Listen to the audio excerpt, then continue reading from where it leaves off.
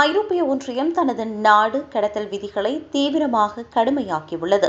இந்த புதிய மற்றும் கடுமையான விதிமுறைகள் அமெரிக்க அதிபர் டொனால்டு டிரம்பின் சர்ச்சைக்குரிய குடியேற்ற கொள்கைகளை நினைவூட்டுவதாக அரசியல் விமர்சகர்கள் மற்றும் மனித உரிமை ஆர்வலர்கள் கவலை வெளியிட்டுள்ளனர். புதிய விதிகளின்படி ஐரோப்பிய ஒன்றியத்திற்கு வெளியே அகதிகளுக்கான சிறப்பு நாடு கடத்தல் மையங்களை அமைக்க அனுமதி வழங்கப்பட்டுள்ளது. மேலும் புகலிடம் கோருவோரின் அடிப்படை உரிமைகளை முடக்கும் வகையிலான பல கட்டுப்பாடுகளும் இந்த புதிய சட்டத்தில் சேர்க்கப்பட்டுள்ளன. நாட்டை விட்டு வெளியேற வேண்டிய கட்டாயத்தில் உள்ளவர்களை 24 முதல் 30 மாதங்கள் வரை காவலில் வைக்க இந்த சட்டம் வழிவகை செய்கிறது.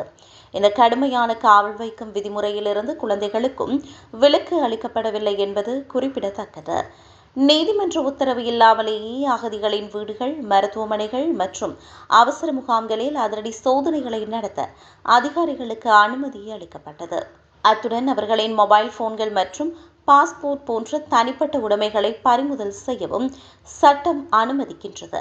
ஜெர்மன் சான்சலர் ஃபிரெட்ரிக் மெர்ஸ் உள்ளிட்ட ஐரோப்பிய தலைவர்கள் தங்களை டிரம்பின் கொள்கைகளுக்கு எதிரானவர்களாக காட்டிக்கொண்டாலும் அகதிகள் விடயத்தில் அவர்களும் டிரம்ப் நிர்வாகத்தை போன்றே இரக்கமற்ற முறையில் செயல்படுவதாக இந்த சட்டம் வெளிச்சம் போட்டு காட்டுகிறது.